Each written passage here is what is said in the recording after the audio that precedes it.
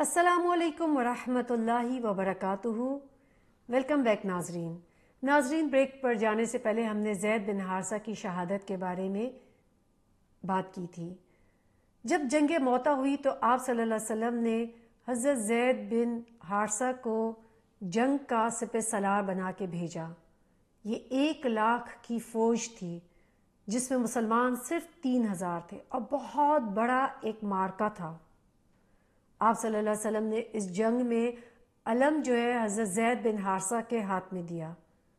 آپ صلی اللہ علیہ وسلم نے فرمایا اگر زید بن حارثہ شہید ہو جائیں تو پھر ان کے بعد قیادت جو ہے حضرت جعفر بن ابی طالب کریں گے، اور اگر حضرت جعفر بن ابی طالب شہید ہو جاتے ہیں تو عبداللہ بن رواحہ جو ہے وہ جنگ کی قیادت کریں گے۔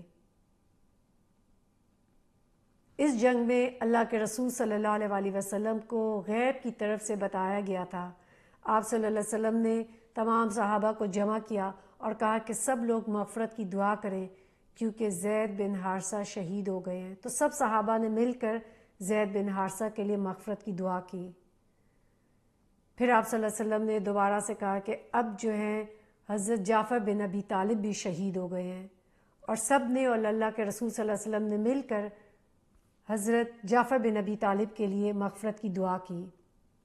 پھر کچھ دیر بعد آپ صلی اللہ علیہ وسلم نے دوبارہ سے صحابہ سے کہا کہ پھر مغفرت کی دعا فرمائیں کیونکہ عبداللہ بن رواحہ بھی شہید ہو گئے ہیں، اور اب علم جو ہے وہ سیف اللہ کے پاس ہے، یعنی خالد بن ولید کے پاس، اور خالد بن ولید ہی اس جنگ میں اپنی تمام جنگی ماہرانہ جو قیادت کے ساتھ مسلمانوں کو واپس لے کر آئے تھے۔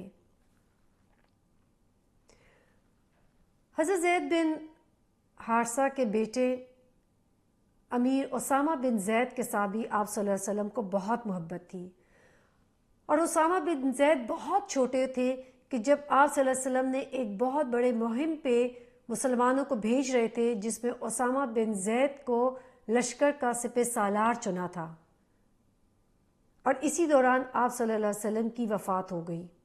آپ صلی اللہ علیہ وسلم کی وفات کے بعد صحابہ نے اس بات پہ اعتراض کیا کہ حضرت اسامہ کو لشکر کا سردار بنایا جائے، لیکن حضرت ابوبکر صدیق نے کہا کہ جس کو آپ صلی اللہ علیہ وسلم نے چنا ہے یہ ہو نہیں سکتا کہ میں ان کی جگہ کسی اور کو سپہ سالار بنا دوں۔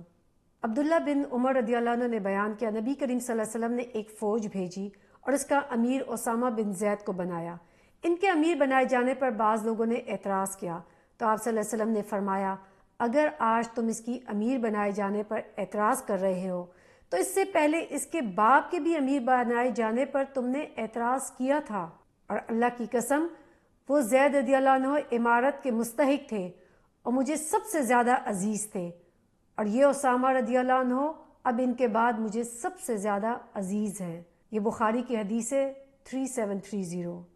یعنی یہاں سے ہمیں یہ معلوم ہوتا ہے کہ حضرت اسامہ سے بھی اللہ کے رسول صلی اللہ علیہ وسلم کو کتنی محبت تھی۔ جتنی محبت ان کے باپ سے تھی اتنی محبت ہی حضرت اسامہ سے بھی تھی۔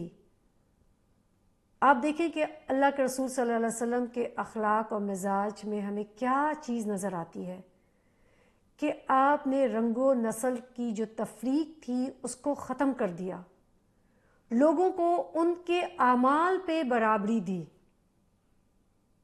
آپ نے حضرت زید کو غلام ہونے کے باوجود ان کے بہترین عمل پہ جلیل القدر صحابہ پہ فوقیت دی، اور دیکھیں حضرت زید رضی اللہ عنہ کی کتنی خوش بختی ہے کہ جب تک قرآن پڑھا جائے گا لوگ ان کا نام پڑھتے رہیں گے۔ اور آپ صلی اللہ علیہ وسلم نے ایک غلام عورت کو ام ایمن کو کیا بشارت دی کہ یہ جنت کی عورت ہے۔ تو اللہ تعالیٰ سے دعا ہے کہ ہمارے اندر بھی یہ تمام خوبیاں لے کر آئے اور ہم بھی آج اپنے سے کم تر لوگوں کو ویسے ہی اہمیت دیں جیسے کہ اللہ کے رسول صلی اللہ علیہ وسلم دیتے تھے۔ السلام علیکم ورحمۃ اللہ وبرکاتہ۔